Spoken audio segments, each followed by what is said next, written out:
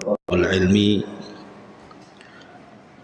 di tengah-tengah aktivitas kehidupan kita, dan sebuah nikmat yang besar tentunya bisa hadir dan duduk di majlis ilmu. Karena majlis ilmu itu disabdakan Nabi sallallahu alaihi wasallam sebagai riyadul jannah, taman daripada taman-taman surga. Seandainya di kota Batam ini ada taman yang sangat indah sekali, kemudian ibu-ibu membawa anak dan keluarga duduk di situ, alangkah senangnya. Itu baru di dunia. Bagaimana kalau seandainya taman yang ibu duduk di situ adalah taman-taman surga? Tentu tidak kebayang betapa indahnya taman surga itu.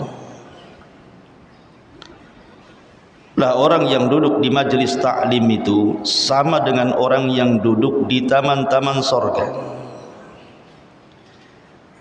Tetapi masih banyak juga rupanya saudara-saudara kita yang tidak tertarik untuk duduk di taman surga ini.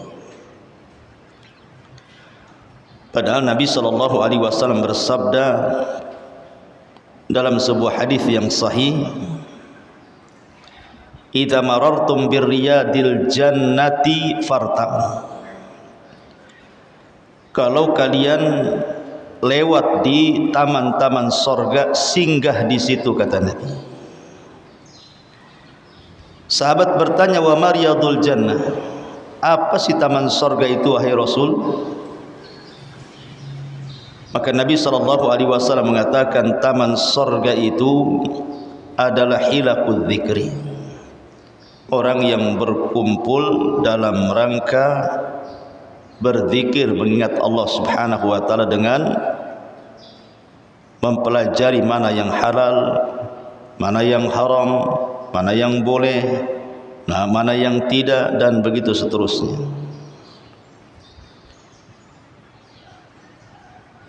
Dan Allah Subhanahu wa taala mengatakan, ala bi dzikrillahi tatmainnul qulub. Ingatlah, dengan terus mengingat Allah itu tenang hati kita. Taib, salawat diiringi salam tahdiahkan kepada Rasul sallallahu alaihi wasallam, dan kita lanjutkan kajian kitab Tauhid, dan kita masuk pada bab ke-37, termasuk syirik, beramal kebaikan tapi tujuannya hanya untuk semata-mata dunia. Ma'asyiral muslimat yang dimuliakan Allah Subhanahu wa taala. Di sini ada dua dalil yang disebutkan oleh muallif rahimahullahu taala. Pertama, surah Hud ayat 15 sampai 16.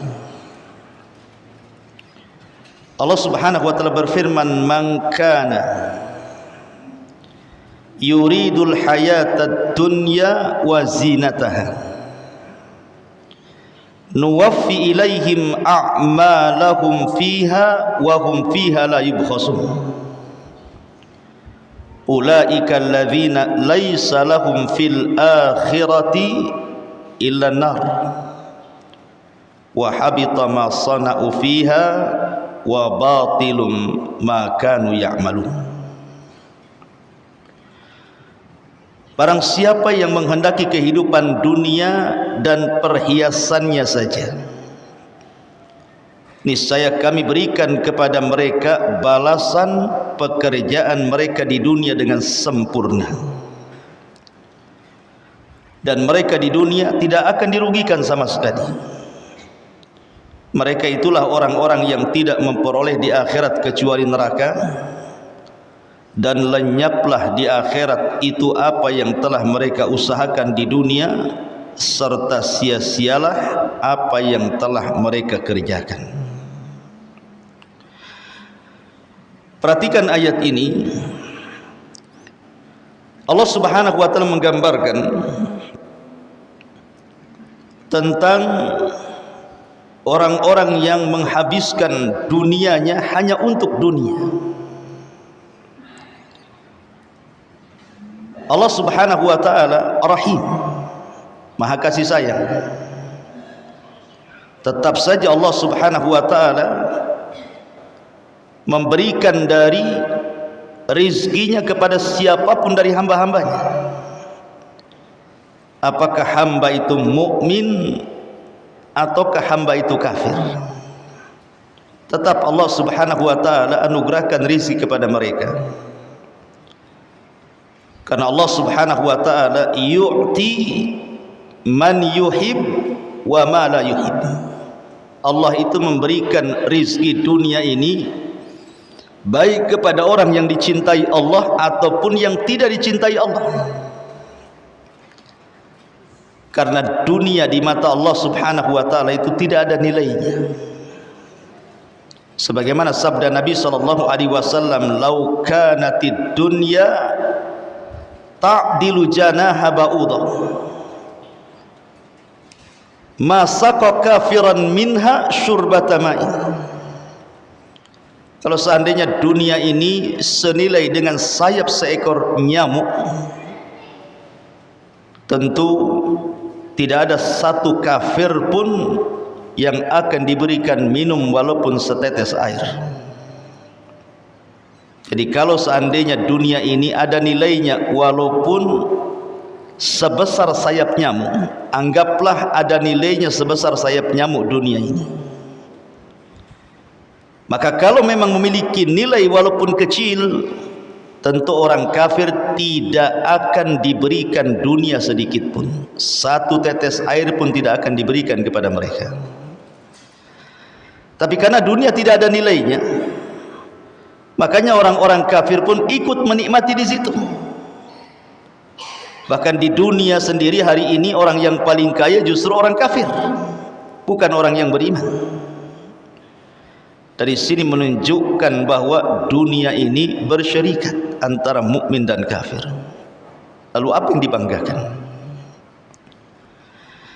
Ma'asyiral muslimat yang dimuliakan Allah Subhanahu wa taala, sebelum saya menjelaskan tentang apa maksud pengarang ketika membuat bab ini, saya ingin menjelaskan satu hal yang paling penting yang berkaitan dengan bab ini. Apa itu? Tentang hinanya sebuah dunia bila dibandingkan dengan kehidupan akhirat. Abdullah ibn Umar radhiyallahu anhu dalam sebuah hadis yang disepakati Bukhari dan Muslim pernah menukilkan sabda Nabi sallallahu alaihi wasallam, "Man fatathu salatul asri faka'annama wutira ahluhu wa maluhu." Barang siapa yang luput tidak solat asar seumur hidupnya satu kali, maka seolah-olah dia ditinggalkan keluarga dan juga seluruh hartanya. Seolah-olah dia tidak punya keluarga, seolah-olah dia punya harta, tidak punya harta seumur hidupnya. Coba perhatikan, mungkin di antara kita, atau kita lihatlah orang-orang awam itu yang mereka tidak peduli dengan sholat. Jangan lagi sholat asar, 5 waktu sholat pun dia tidak sholat. Sholatnya itu nunggu Idul Fitri saja, Bu. Itu pun malu kalau tidak sholat. Itu pun kalau bangun, kalau tidur ya tak sholat. Kenapa kemudian orang-orang ini yang berani meninggalkan sholat itu, kok berani dia? Kayaknya enteng saja dia meninggalkan sholat itu. Dia tidak paham bahwa satu sholat asar ditinggalkan itu sama dengan menghilangkan keluarga dan hartanya selamanya, kecuali dia bertobat kepada Allah Subhanahu wa ta'ala. Kenapa Rasul sallallahu alaihi wasallam mengatakan seperti itu? Artinya kalau dia melaksanakan salat asar, maka seolah-olah dia dikembalikan keluarga dan juga seluruh hartanya. Menunjukkan bahwa amalan yang sedikit tetapi diberikan dunia yang banyak, tetapi meninggalkan amalan yang kecil yang sedikit bisa meninggalkan padanya dunia dan seluruhnya. Ini menunjukkan apa? Hinanya dunia. Bahkan lebih jelas lagi, Nabi SAW mengatakan raq'atal fajri khairun minad dunya wa ma fiha. 2 rakaat salat sunnah fajar, Bu, setelah adzan sebelum qomat, pahalanya lebih baik dibandingkan dunia dan isinya. Bayangkan 2 rakaat sunnah, padahal belum cerita wajib, baru sunnah. Itu lebih besar nilainya dibandingkan dunia dan isinya. Apa isi dunia itu? Macam-macam kan. Seandainya ibu diberikan satu kota Batam saja, sak hotelnya, sak apartemennya, sak fasilitas-fasilitasnya, tempat-tempat hiburannya, dikasihkan, ini milik ibu kota Batam ini, senang enggak, Bu? Senanglah. Beli kapling, satu kapling aja ribut kan gitu, apalagi dikasih satu kota Batam, apa enggak senang tuh? Artinya bahwa satu kota Batam saja itu sudah luar biasa itu. Kita punya tanah sebesar Batam itu ya. Wah, ibu udah jadi raja Batam tuh, ratu Batam ya. Tetapi lihat nilai sebuah kota Batam bila dibandingkan dengan 2 rakaat solat sunnah, itu tidak ada apa-apanya, kecil. Karena bandingannya bukan kota Batam, satu dunia.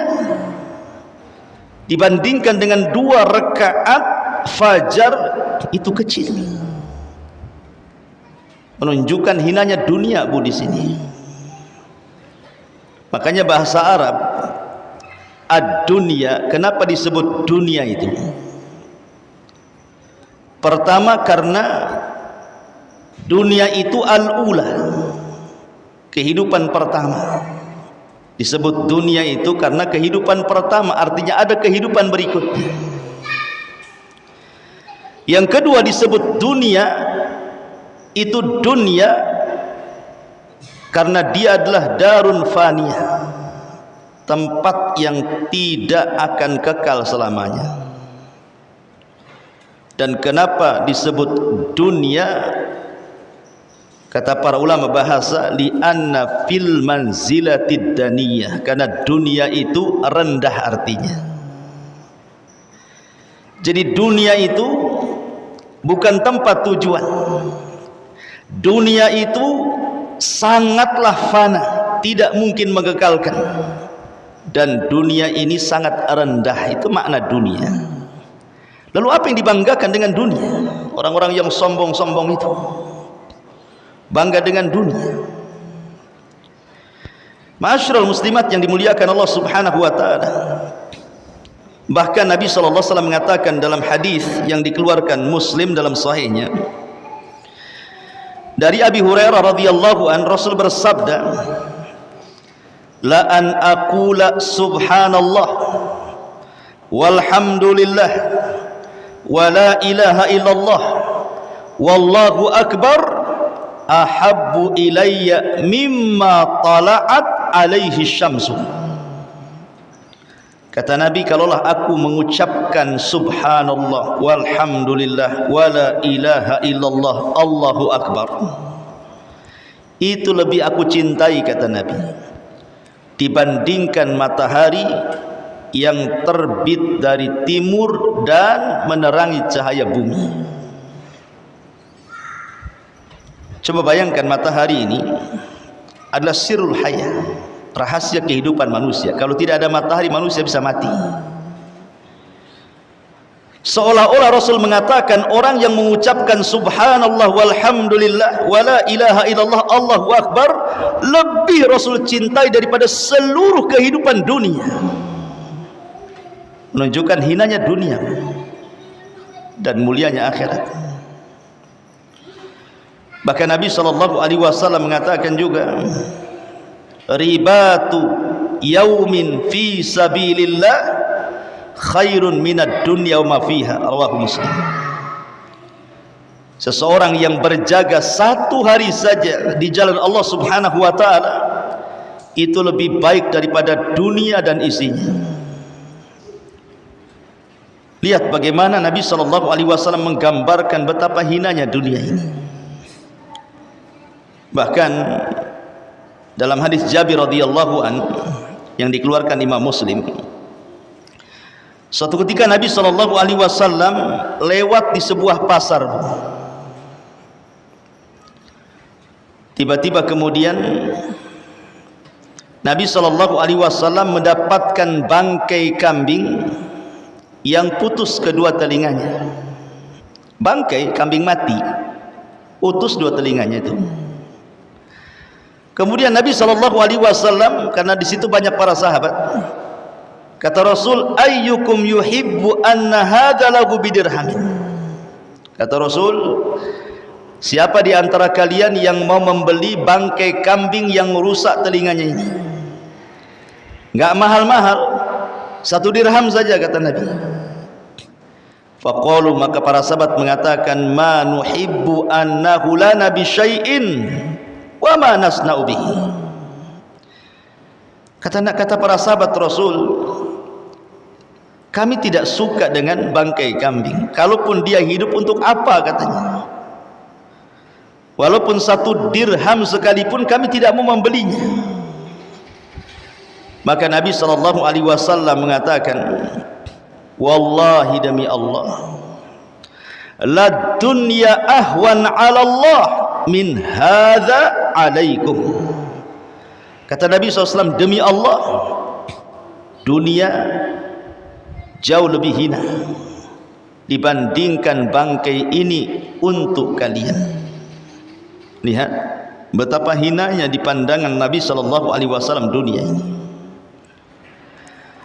Apalagi kalau seandainya dibandingkan dengan sorga, makin gak ada apa-apanya dunia itu. Makanya Rasul mengatakan, inna maudhi'as sauti fil jannati khairun minad dunya ma fiha. Tempat semetiknya, Bu, tempat semetiknya di sorga itu masih lebih baik dibandingkan dunia dan isinya. Baru tempatnya itu, 1 cemeti saja, 1 cambuk, itu lebih baik dibandingkan dunia dan isinya. Kenapa kok dunia ini sehina ini gitu ya di mata Rasul SAW dan juga para sahabat? Karena Rasul SAW mengatakan dalam sebuah hadis yang dihasankan oleh Syekh Nasiruddin Al-Albani rahimahullahu taala, inna dunya mal'unun, inna dunya mal'unatun, mal'unun ma fiha illa dzikrullah wa mawalah, illa dzikrullahi wa mawalah wa alimun au muta'allimun, kata Rasul. Karena hakikat dunia itu dilaknat, dan juga dilaknat orang-orang yang hidup di atas dunia, kecuali orang-orang itu senantiasa mengingat Allah dan ibadah-ibadah yang sejenisnya, atau dia orang alim, atau dia orang yang mengajarkan ilmunya, orang yang mengajarkan ilmu atau orang yang belajar ilmu. Dari sini maka kenapa kemudian dunia ini di mata bagi mukmin itu penjara? Sampai Rasul mengatakan, ad-dunya sijnul mu'min wa jannatul kafir. Dunia ini penjara bagi orang yang beriman, surga bagi orang kafir. Karena dunia bagi orang yang beriman itu tidak menyenangkan. Dunia bagi orang yang beriman itu tidak menyenangkan. Tapi dunia bagi orang kafir itu menyenangkan. Walaupun dia hidup mewah, andailah seorang ibu ini kaya raya. Amin Bu kalau dibilang kaya tuh. Jadi tetap saja kan Bu, sekaya apapun ibu, kalau ibu seorang mukmin masih tidak boleh meninggalkan sholat, masih tidak boleh meninggalkan puasa Ramadan, masih tetap harus zakat, masih tetap menyempurnakan syarat Islam dengan haji, masih tetap dianjurkan hadir di majelis ta'lim. Belum bebas ya. 5 waktu terhalang dengan sholat 5 waktu, belum bebas ya. Dunia itu penjara bagi orang yang beriman. Kalau ingin bebas Bu, tidak ada sholat, tidak ada puasa, tidak ada zakat, tidak ada ibadah-ibadah yang lain, murni menikmati hidup saja, masuk surga Bu. Surga itu kerjaannya makan, minum, melakukan hubungan suami istri, hura-hura, senang-senang, karena semua halal. Tapi selama belum masuk surga, jangan harap itu. Dunia ini masih penjara bagi kita. Bahkan tidak ada tahu sebuah nilai dunia kecuali Allah yang menciptakannya. Tidak ada yang lebih tahu tentang nilai sebuah dunia kecuali zat yang menciptakan dunia. Siapa? Allah. Lihat Allah berfirman, ma indakum yanfud wa ma indallahi bakin. Harta atau dunia yang ada di sisi kalian pasti lenyap, tetapi yang ada di sisi Allah itulah yang kekal.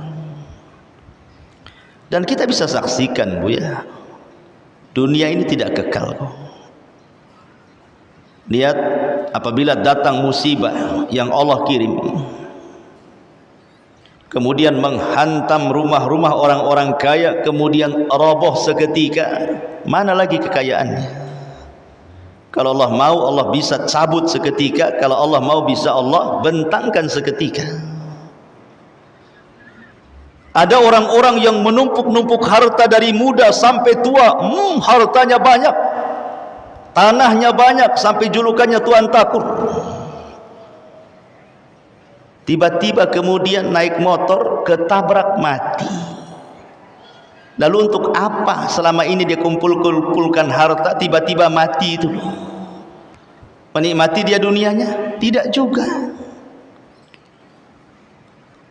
Makanya Allah Subhanahu wa taala mensifatkan dunia ini, wa mal hayatud dunya illa laibun wa lahwun wa zinatun. Allah mengatakan, i'lamu annamal hayatud dunya laibun wa lahwun wa zinatun wa tafakhurun bainakum wa takathurun fil amwali wal aulad. Kata Allah, kehidupan dunia ini hanya main-main, hanya permainan saja, dan sesuatu yang bisa melalaikan. Dunia ini hanya perhiasan, bermegah-megah di antara kalian, bermegah-megah dengan banyaknya harta dan anak. Itulah dunia.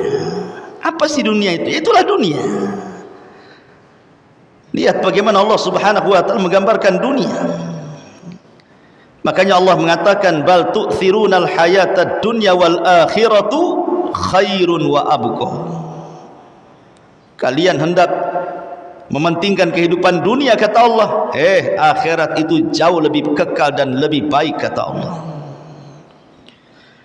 Begitulah Allah Subhanahu wa taala menggambarkan dunia. Bahkan lebih tegas lagi, perhatikan Allah katakan dalam surah Al-Kahfi 45, wadrib lahum mathalal hayatid dunya kama in anzalnahu minas sama fakhtalata bihi nabatul ardi fa asbaha hashiman tadhuruhu rih wa kana Allahu ala kulli syai'in muqtadira. Fa asbaha hashiman tadhuruhu riyahu wa kana Allahu ala kulli syai'in muqtadira. Dan buatkanlah untuk mereka manusia itu perumpamaan kehidupan dunia ini. Kehidupan dunia ini, kata Allah, ibarat hujan yang diturunkan Allah dari langit. sehingga menyuburkan tumbuh-tumbuhan di bumi. Kemudian tumbuh-tumbuhan itu menjadi kering, kemudian menguning, kemudian rapuh, diterbangkan oleh angin, dan Allah Maha Kuasa atas segala sesuatu. Perhatikan Bu, kalau ibu dulu seorang petani, atau mungkin punya orang tua seorang petani, atau mungkin punya kawan seorang petani, tanya kepada petani itu, bagaimana permulaan menanam padi sampai dia menguning. Awalnya diletakkan biji, kemudian disemai, kemudian diletakkan di sawah, kemudian diberi pupuk, akhirnya kemudian dia tumbuh subur, menghijaulah sesaat, kemudian keluar biji-biji beras. Setelah kemudian biji-biji beras itu siap dipanen, menguninglah daunnya. Setelah menguning daunnya, hancurlah daun-daun itu, datang angin, terbang sedikit demi sedikit, akhirnya tidak tersisa yang di sawah itu. Allah ingin menggambarkan bahwa kehidupan manusia itu kurang lebih dengan padi. Awalnya ibu, benih yang dipilih Allah dari sekian juta benih seorang bapak yang dibenihkan kepada ibunya, ibulah terpilih. Jadi pula kemudian lahir ke dunia, masih kecil perlu dirawat, sama dengan bayi. Kalau padi itu kan dirawat juga, dikasih pupuk, dikasih apa gitu. Sama manusia pun dirawat kecil-kecil, kemudian membesar, kemudian menjadi remaja, menjadi dewasa, menjadi tua, balik lagi kayak anak-anak Bu, akal pun hilang, nyusahkan orang, kemudian inna lillahi wa inna ilaihi rajiun. Ada batasnya manusia itu. Itulah dunia.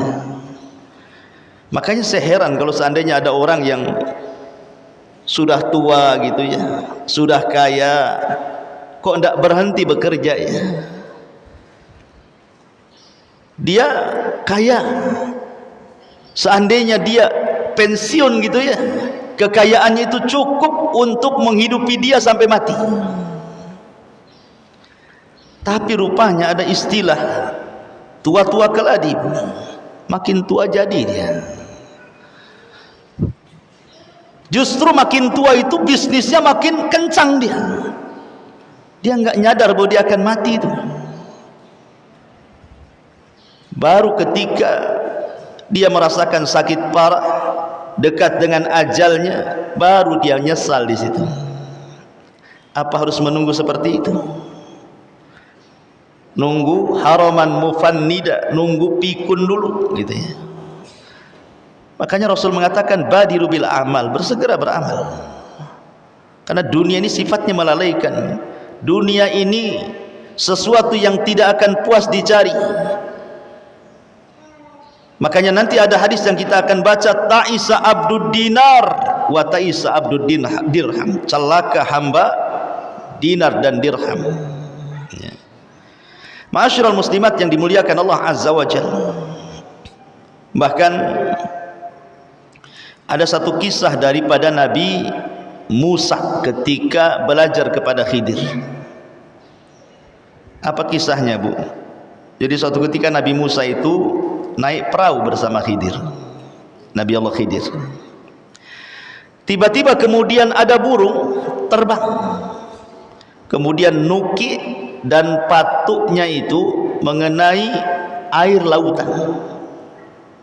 Kemudian dia meneguk air itu dalam paruhnya, kemudian terbang lagi. Kata Nabi Khidir kepada Musa, wahai Musa, tidakkah kau lihat burung itu yang dengan patuknya kemudian meneguk air dan diletakkan di paruhnya kemudian terbang? Kata Musa, iya, aku melihatnya. Maka Khidir menasihati Musa. Kata Khidir, ma naqasa ilmi wa ilmuka ya Musa min ilmillah illa mithlu ma naqasa hadal usfuru minal bahri. Musa, seandainya pengetahuan yang aku ketahui dan pengetahuan yang Allah ajarkan kepada kamu itu hanya seperti burung usfur yang meneguk air, kemudian diletakkan di paruhnya, kemudian terbang. Air yang di paruh burung itulah ilmu yang diperebutkan manusia di dunia ini, sementara ilmu Allah itu luas, seluas-luasnya ibarat lautan.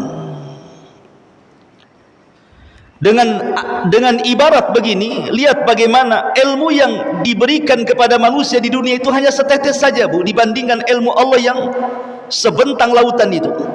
Tapi dengan setetes itulah jadilah orang dokter dengan kecerdasannya, jadilah dia insinyur dengan kecerdasannya, jadilah dia profesor, jadilah dia penemu, jadilah dia orang cerdas, jadi ulama, jadi peneliti.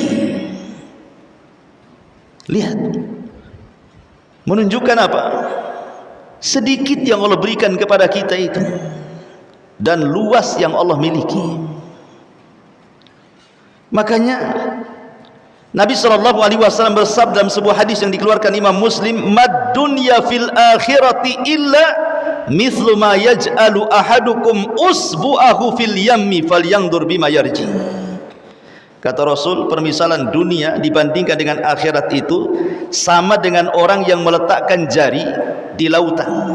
Ibu main-main ke Barelang, ke pinggir lautan tuh, letakkan jari, selupkan di air lautan, kemudian angkat. Pasti di ujung jari itu kan ada air yang menetes. Kata Rasul, permisalan dunia dengan akhirat itu sama dengan salah seorang di antara kalian menyelupkan telunjuknya ke lautan, kemudian lihat apa yang terjadi. Cuman satu tetes saja. Itulah yang diperebutkan manusia, satu tetes itu. Ya. Artinya bahwa apa yang di sisi Allah itu jauh lebih kekal dan lebih baik. Allah mengingatkan itu, jangan terlena dengan kehidupan dunia. Saya akan contohkan beberapa kisah biar menarik, Bu, ya. Abu Bakar Siddiq radhiyallahu anhu ketika menjadi khalifah pertama setelah meninggalnya Rasul, dia banyak membebaskan negeri-negeri sampai ke negeri Romawi dan juga Persia, walaupun tidak dikuasai seutuhnya, tapi sudah sampai ke sana. Artinya banyak ghanimah, harta rampasan perang, kemudian harta melimpah, luar biasa. Tetapi ketika Abu Bakar meninggal dunia, apa kata Aisyah radhiyallahu anha?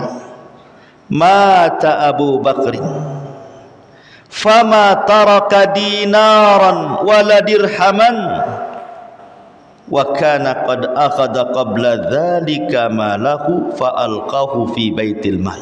Subhanallah, kata Aisyah, ketika Abu Bakar meninggal dunia, Abu Bakar tidak meninggalkan satu dinar ataupun dirham pun dalam kantongnya, karena sebelum dia meninggal kekayaannya semua sudah dititipkan di Baitul Mal. Begitulah Abu Bakar meninggal tidak membawa satu dinar dan dirham sekalipun, karena tahu bahwa dunia ini tidak ada nilainya di mata Abu Bakar, dan karena tahu bahwa soalan yang kelak akan diberikan oleh Allah kepada para pemilik harta itu bukan satu soalan, tapi dua soalan.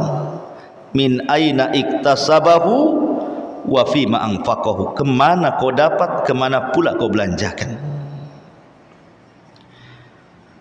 Bahkan ada seorang gubernur, Bu, di zaman para sahabat, di zaman Umar bin Khattab, namanya Sa'id ibnu Amir.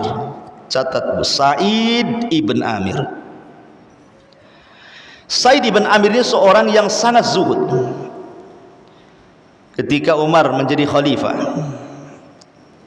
Sa'id ibn Amir ini datang kepada Umar dan menasihati. Di antara nasihatnya, ya Umar, aku berpesan kepadamu, jangan takut kecuali kepada Allah. Jangan takut kecuali kepada Allah. Dan jangan takut manusia untuk mencari kepentingan kepada Allah. Kemudian banyak nasihat-nasihatnya. Umar sempat berat dengan nasihat itu dan mengatakan, ya Sa'id, wa man yastati dzalik, mana bisa aku lakukan nasihatmu itu. Tapi Sa'id ibn Amir meyakinkan bahwa Umar bisa. Melihat keikhlasan daripada Sa'id ibn Amir ini, akhirnya Umar pun memaksa dia untuk menjadi qadhi, gubernur di Himsah, di Syam. Tapi dia tolak, enggak mau. Akhirnya Umar marah dan mengatakan, waihakum wada'tum hadal amri fi unuki, celaka engkau. Engkau yang meletakkan aku menjadi pemimpin, tapi engkau pula tak mau diperintah, katanya. Akhirnya kemudian Umar pun mengatakan, kau harus jadi gubernur Himsah. Terpaksalah akhirnya kemudian Sa'id ibn Amir ini jadi gubernur di Himsah. Setelah waktu berlalu, dia jadi gubernur di Himsah, dicintai rakyatnya karena keadilannya. Himsah ini suatu ketika terkena pacaklik hebat, sehingga banyak terjadi kelaparan di mana-mana. Akhirnya untuk memulihkan ekonomi Himsah, diutuslah orang pilihan, orang-orang yang terpercaya untuk menghadap kepada Umar di kota Madinah dan menceritakan kepada Umar tentang kondisi Himsah. Siapa tahu Umar bisa memulihkan ekonomi yang ada di Himsah. Maka Umar mengatakan kepada utusan Sa'id ibn Amir ini, coba bentangkan catatan-catatan orang-orang miskin yang ada di Himsah itu. Maka dikasihkanlah catatan orang-orang yang ada di Himsah, orang-orang fakir yang akan dibantu oleh Umar itu. Dibaca satu, si anu, si anu, si anu. Tiba-tiba Umar terperanjat. Rupanya di antara orang-orang miskin yang ada pada catatan utusan dari Himsah ini, terdapat nama Sa'id ibnu Amir. Subhanallah, gubernur bu, masuk deretan orang-orang miskin. Akhirnya Umar pun mengatakan, ini siapa ini Sa'id bin Amir ini? Maka utusan itu mengatakan, dia gubernur kami wahai Amirul Mukminin. Fabaka. Maka Umar pun menangis. Kok ada gubernur masuk di catatan orang miskin? Pertanyaannya sederhana, ada enggak gubernur di Indonesia yang masuk pada kategori orang miskin menurut daerah sekitar? Tidak ada ceritanya bu. Gubernur di negeri kita ini semuanya kaya, nggak ada orang miskin. Bahkan syarat jadi gubernur harus kaya malah ya. Kalau nggak kaya nggak jadi dia gubernur. Makanya Umar kemudian dia kasihan dengan Sa'id ibn Amir. Akhirnya dia pun menitipkan harta yang banyak dan dikatakan kepada utusan itu, berikan harta ini kepada gubernurmu Sa'id ibn Amir. Pulanglah utusan ini, kemudian meletakkan harta di hadapan Sa'id ini. Tiba-tiba Sa'id ini menangis melihat harta sebanyak itu dari Amirul Mukminin dan mengatakan, inna lillah wa inna ilaihi raji'un. Inna lillah wa inna ilaihi raji'un. Istrinya kaget mendengar Sa'id ibn Amir tiba-tiba berteriak, inna lillah wa inna ilaihi raji'un. Kata istrinya, amata Amirul Mukminin? Apakah Amirul Mukminin meninggal sehingga engkau mengatakan inna lillah wa inna ilaihi raji'un? Katanya. Kata Sa'id, bahkan perkaranya jauh lebih dahsyat dibandingkan meninggalnya Amirul Mukminin, katanya. Bingunglah istrinya. Apa maksudnya? Kemudian ditunjukkan harta yang banyak yang baru sampai yang diberikan oleh Amirul Mukminin. Ini harta ini yang lebih dahsyat dibandingkan kematian Amirul Mukminin, katanya. Saya kira, Bu, kalau ibu jadi istrinya Said ibn Amir, kira-kira ibu mau ngomong apa tuh? Pasti ibu mengatakan alhamdulillah, sujud syukur. Wah, kebetulan nih kulkas belum kebeli, cicilan belum lunas, gitu ya. Rumah pula belum direnov. Itu ibu tuh kalau di posisi istrinya Said ibn Amir. Tetapi istrinya Said ibn Amir mengatakan kepada suaminya, kalau begitu takhallas minha, kalau engkau tidak mau dari harta hadiah dari Amirul Mukminin Umar bin Khattab, kalau begitu lepaskan dirimu dari harta itu. Lihat saran istrinya. Maka kemudian Said pun meletakkan harta itu, kemudian membagi-bagikan kepada fuqara wal masakin sampai tidak tersisa sedikit pun. Lihat, begitulah takutnya akan dunia para sahabat. Ini yang laki-laki, Bu, ya. Saya cerita yang perempuan lah. Ibu kenal Ummu Sulaim, Bu, radhiyallahu an. Kenal, Bu, ya? Kenalan di mana, Bu? Ummu Sulaim ini radhiyallahu anha ketika menjanda karena Nadhr ibn Malik ibn Nadhr, suaminya kafir, kemudian meninggalkan Ummu Sulaim, kemudian mati di perjalanan menuju Syam. Adalah seorang duda kaya raya. Duda ini kaya raya, ganteng pula dia, dihormati pula kaumnya, dan memiliki keperkasaan yang luar biasa. Siapa? Abu Talha radhiyallahu anhu. Yang disabdakan Rasul, jeritan satu kali Abu Talha dalam peperangan lebih baik daripada 100 penunggang kuda. Keberaniannya Abu Talha, sudah pemberani, kemudian ganteng, kemudian kaya, dihormati. Kira-kira kalau melamar ibu, Bu, ditolak nggak orang kayak gini, Bu? Enggak lah, yang jelek saja diterima, yang penting kaya. Makin ganteng pula dia, makin iya kan, begitu jawabannya. Tapi Ummu Sulaim ini menolak mentah-mentah tuh, ditolak lamarannya. Padahal wanita-wanita di zaman itu kepengen dilamar oleh Abu Talha, ditolak. Padahal Ummu Sulaim ini hidupnya susah setelah meninggalnya suaminya tuh. Apa yang menjadikan Ummu Sulaim menolak lamaran Abu Talha tuh, yang ganteng, yang kaya, yang terhormat itu? Rupanya cuma satu alasannya, Bu, karena Abu Talha kafir, itu saja. Coba dia muslim, mau dia ya. Itu yang menyebabkan Ummu Sulaim tak mau menerima lamaran siapa? Lamarannya Abu Talha. Makanya dia mengatakan kepada Abu Talha, tidak layak wanita-wanita menolak lamaranmu, hai Abu Talha. Akan tetapi aku tolak karena engkau seorang kafir penyembah berhala. Akhirnya Abu Talha pun belakangan masuk Islam demi mendapatkan Ummu Sulaim. Akhirnya menikah Ummu Sulaim dengan Abu Talha. Begitulah Ummu Sulaim mengajarkan bahwa dunia itu tidak ada harganya dibandingkan akhirat, Bu. Itu maksudnya. Dunia itu tidak ada harganya dibandingkan akhirat.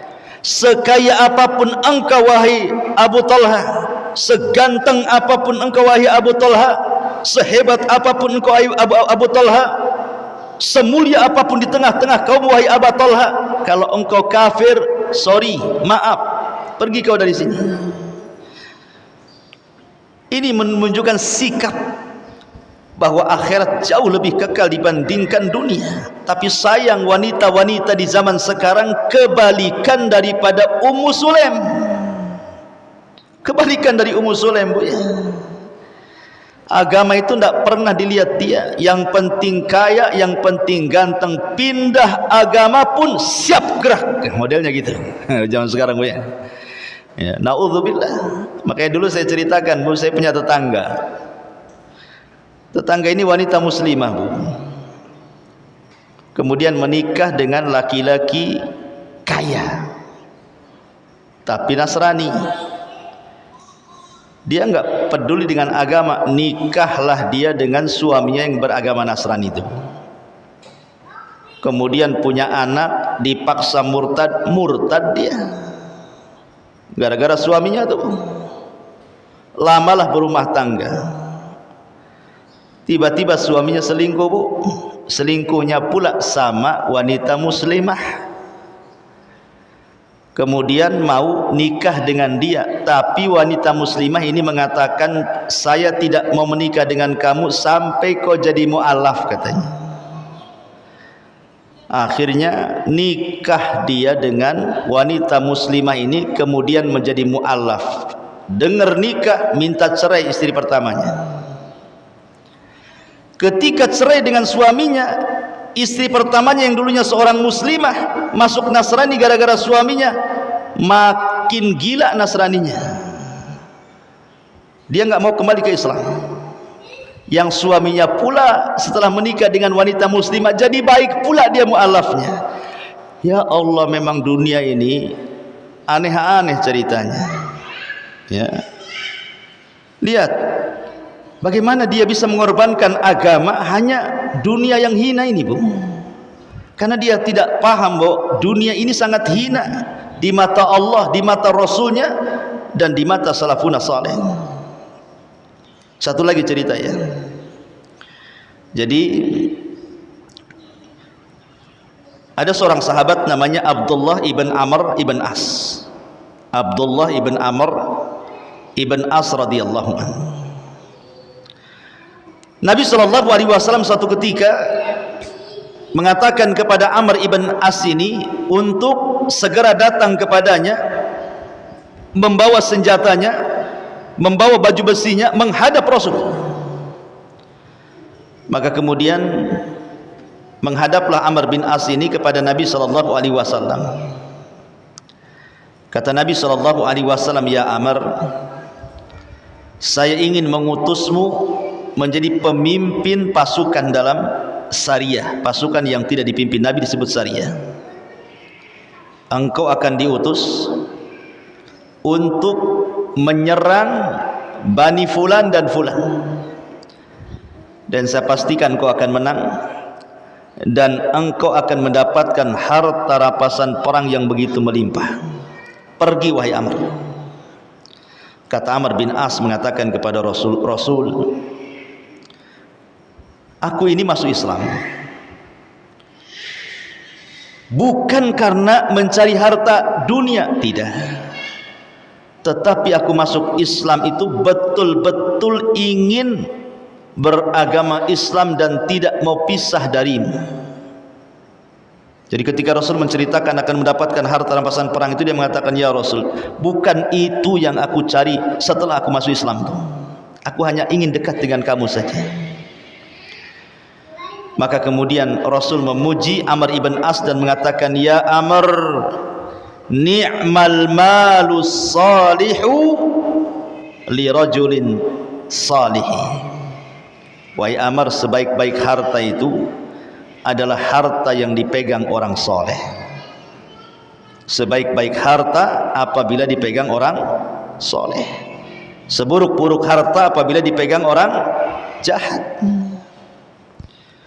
Jadi kesimpulannya tadi, Bu, yang kita ceritakan dari awal sampai akhir, bahwa harta itu sesuatu yang hina dibandingkan dengan akhirat. Lalu apa yang mau dibanggakan dengan harta? Apalagi sampai menyombongkan dengan harta. Korun, manusia yang paling kaya, tidak ada manusia sekelas Korun hari ini. Tetapi Allah katakan wa khassafna bihi wa bidarihil ardh, kami tenggelamkan Qarun seharta-hartanya. Fir'aun yang sombong dan mengatakan alaysa li mulku Misra wa hadhil anharu tajri min tahti, bukankah aku raja Mesir dan seluruh sungai-sungai dan lautan Mesir di bawah kakiku, kata Fir'aun. Sombong dia. Karena sombongnya Allah katakan wa aghraqna ala fir'auna wa antum tanzurun, kami tenggelamkan Fir'aun dan pasukannya dan kau bisa melihatnya. Namrud, siapa yang tidak kenal Namrud? Raja yang paling kaya, sombong, ngaku Tuhan. Kemudian Allah utus seekor nyamuk masuk di hidungnya, bersarang di kepalanya 40 tahun. Kemudian dia disuruh pembantunya untuk memukul-mukul setiap hari dengan sendalnya kepalanya. Akhirnya setelah 40 tahun mati gara-gara seekor nyamuk. Al-Walid ibn Mughirah, orang yang dibentangkan kekayaannya di zaman Rasul, tetapi dia menghina Rasul dan mengatakan Quran itu ucapan manusia, Quran itu adalah wahyu impor dari luar sana, bukan ucapan Allah. Maka Allah katakan dalam surah Al-Mudaththir kepada Al-Walid ibn Mughirah, sa'uslihi saqar, kami akan masukkan si Walid ke neraka Saqar. Siapa lagi? Abu Lahab, Abu Jahal, orang-orang yang menyombongkan diri dengan hartanya berakhir dengan sangat tragis. Ma'asyiral muslimat yang dimuliakan Allah Azza wa Jalla. Lah di sini mu'alif rahimahullahu taala ingin menjelaskan kepada kita bahwa ada di antara orang-orang itu yang beramal bukan untuk Allah tapi untuk dunia. Ada 4 jenis manusia, Bu, ketika berhadapan dengan beramal untuk dunia. Jenis pertama adalah orang yang beramal saleh.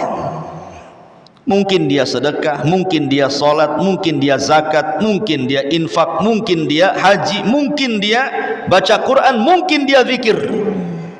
Semua kebaikannya, semua amal soleh.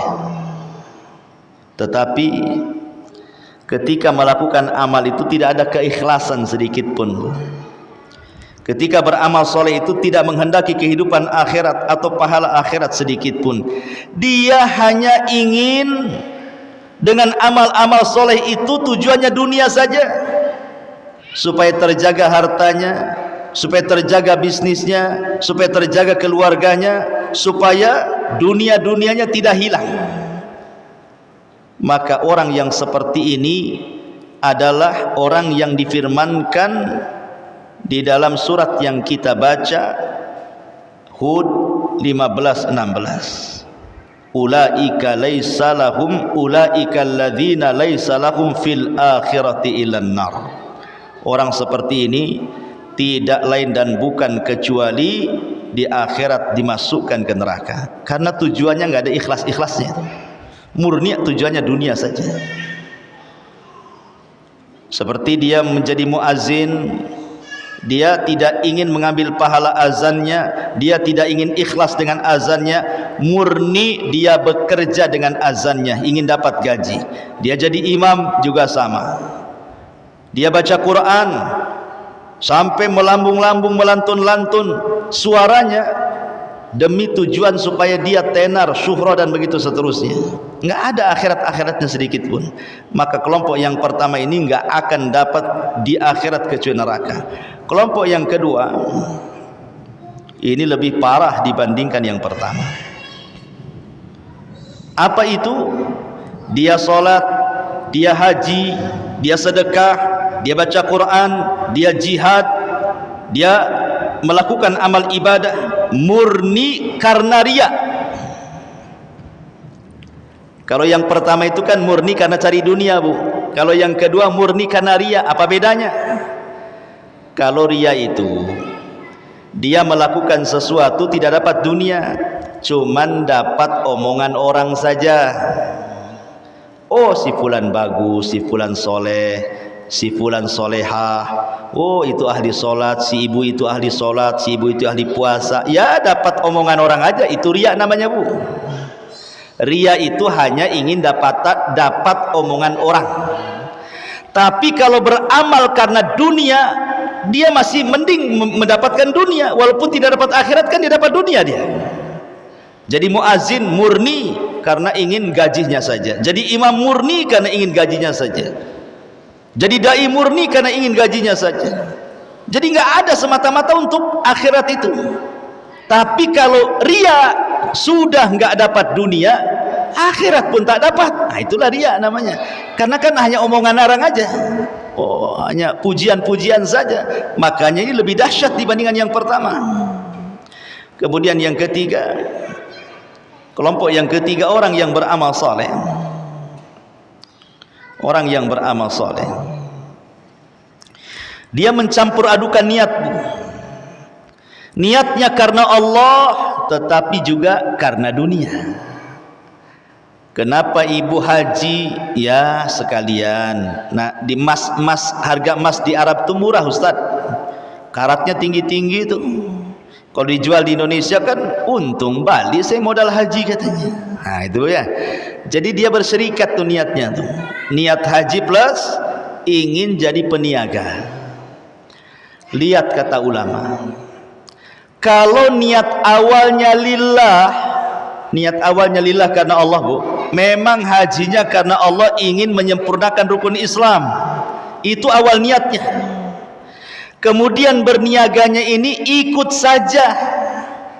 Ya kalau sampai di sana ditakdirkan ada emas murah saya beli. Kalau tak ada ya sudah nggak apa-apa. Niat saya kan haji. Ah gitu ya. Berarti di sini dunia mengikuti akhirat. Kata ulama nggak apa-apa. Yang seperti ini nggak apa-apa. Tapi mengurangi pahala. Ya. Yang seperti ini tidak ada masalah. Mengurangi pahala. Lain kalau seandainya dia haji lillahi ta'ala karena Allah. Allah takdirkan di Mekah ada pula orang yang nawari emas. Mau enggak emas murah? Itu kan di luar dugaan karena enggak ada niat untuk beli emas bu ya. Nah ini murni karena Allah. Berarti kalau seandainya dapat ada orang yang nawari emas, yaitu sebagai busrol ajil namanya ya, dalam hadis Rasul sebagai busrol ajil. Busrol ajil itu artinya kabar gembira yang disegerakan di dunia. Atau contoh yang mudah lah, ibu haji murni karena ingin dipanggil Bu Hajah bu ya, ingin dipanggil Bu Hajah saja bu. Niatnya ibu tuh karena Allah ingin haji, murni karena Allah ingin haji. Ya nanti kalau pulang dipanggil Bu Hajah ya nggak apa-apa, nggak dipanggil Bu Hajah juga ya nggak ada masalah. Ya. Berarti panggilan Bu Hajahnya itu kan ngikut kepada akhirat, nggak masalah. Tapi ini kan kalau sudah ada kata-kata seperti itu mengurangi pahala namanya bu. Lain dengan kelompok yang kedua, ibu ini murni haji, nggak mau dipanggil Bu Hajah. Karena sholat aja tidak mau dipanggil bu sholat kan sama-sama rukun Islam tuh ya. Tiba-tiba pulang dari haji, ibu sudah nutup-nutupi hajinya, sudah pakai cadar, nggak tahu siapa ibu kan. Betul-betul ikhlas. Orang kalau bisa jangan tahulah ibu itu haji. Tiba-tiba pulang, kok tetangga pada tahu Bu Hajah, Bu Hajah. Nah, berarti itu kan di luar dugaan bu. Itu namanya busrol ajil. Busrol ajil itu artinya kabar gembira yang segerakan di dunia. Ini tidak ada masalah ya. Jadi itulah 4 kelompok yang terjadi dengan orang yang beramal soleh karena tujuan dunia.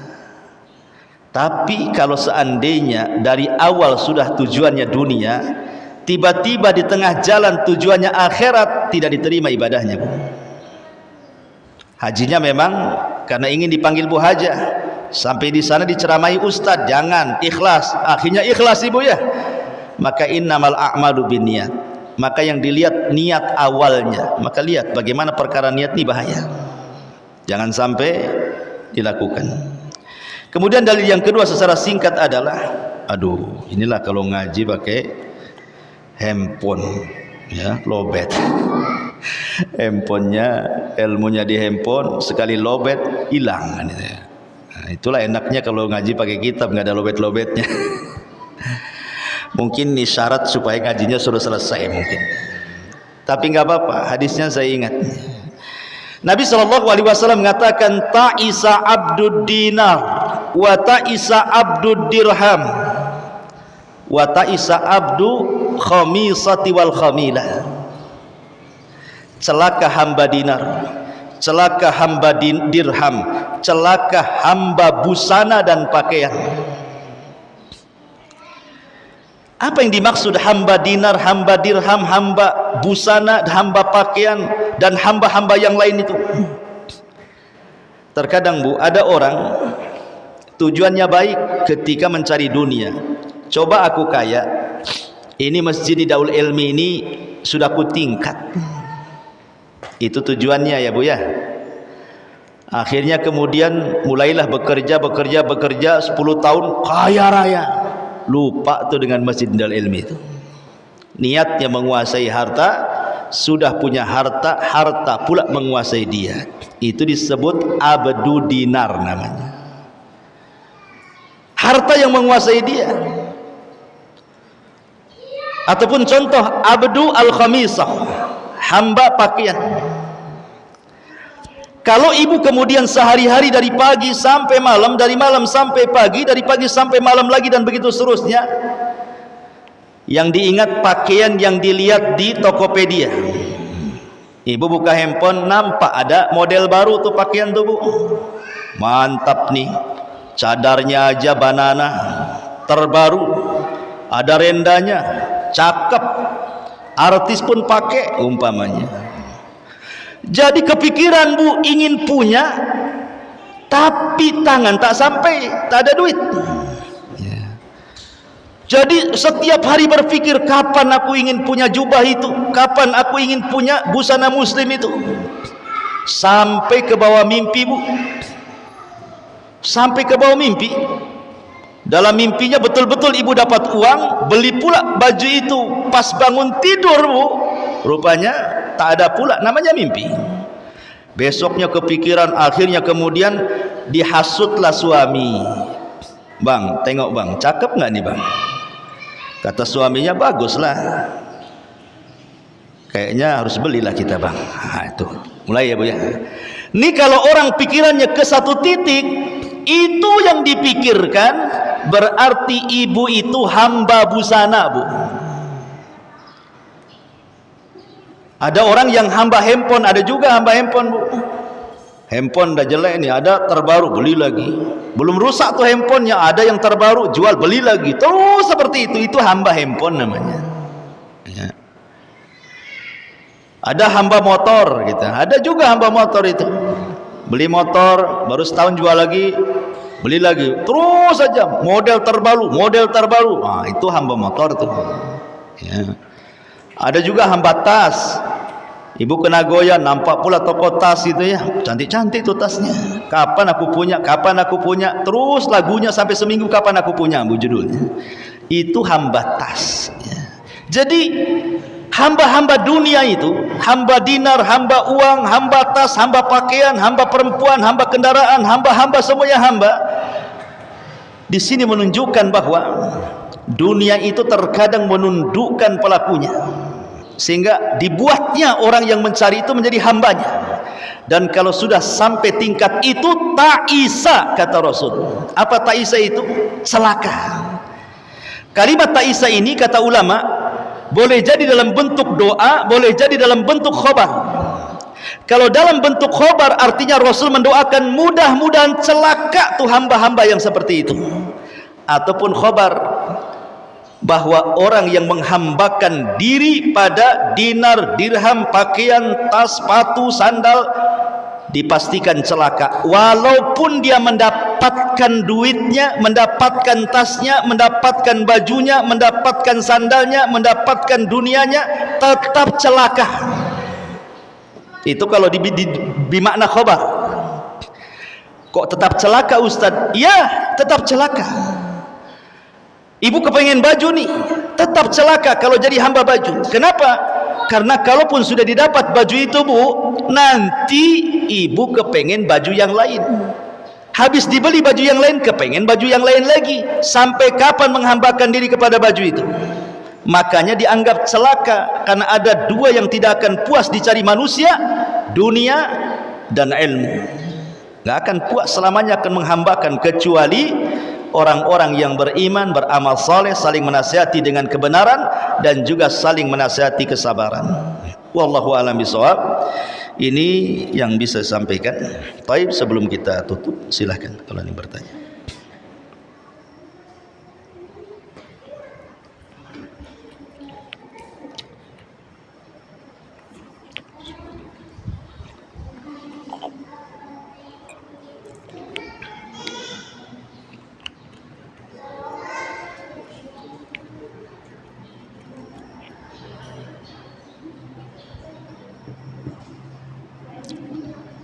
Ada? Oke.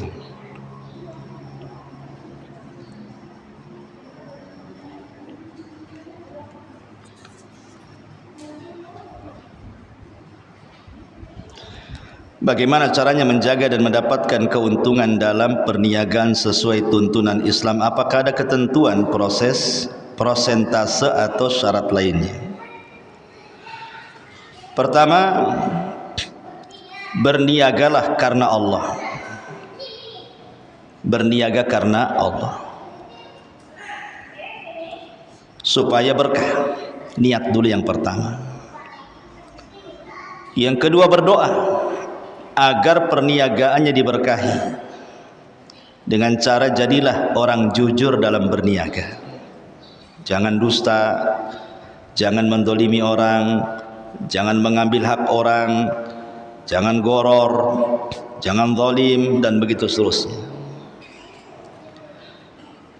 Kemudian di sini ketentuan persentase, maksudnya persentase ini pembagiannya atau gimana? Ini berarti berniaga bersyarikat.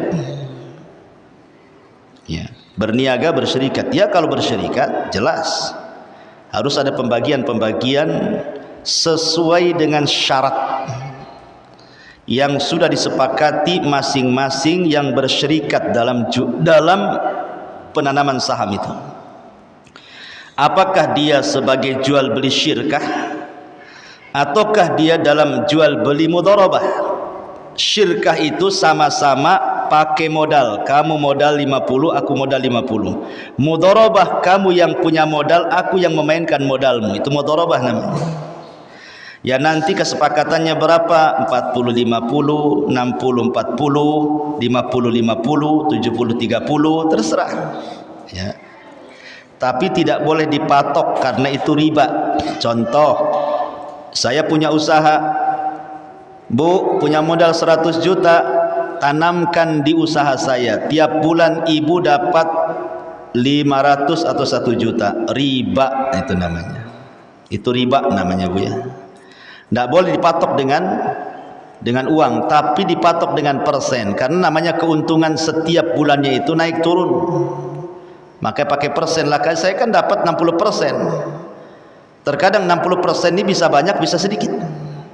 Kalau untung ibu dapat sedikit, kalau rugi ibu dapat banyak. Jatuhnya seperti itu. Itu namanya untung buntung.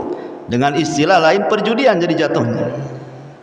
Namanya modal itu ya, kalau rugi ya ditanggung bersama, ya untung ditanggung bersama, kecuali kalau yang mengelola modalnya lalai.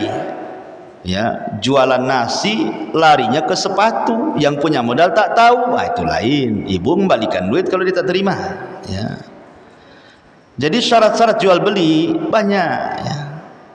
Syarat-syarat jual beli banyak sekali, dan ini dicantumkan di banyak kitab fikih, namanya Kitabul Buyu. Ya, yang jelas, Bu, jadilah pedagang yang jujur, jadilah pedagang yang amanah, banyak-banyak berdoa, ya. Tidak perlu berambisi dengan dunia, yang jelas jalankan saja, nanti Allah yang mengaturnya. Ya. Wallahu a'lam. Sudah, Bu? Ikan sepat, ikan bagus, apa? Ikan sepat, ikan gabus katanya. Lupa saya. Makin cepat makin bagus. cepat balik weh.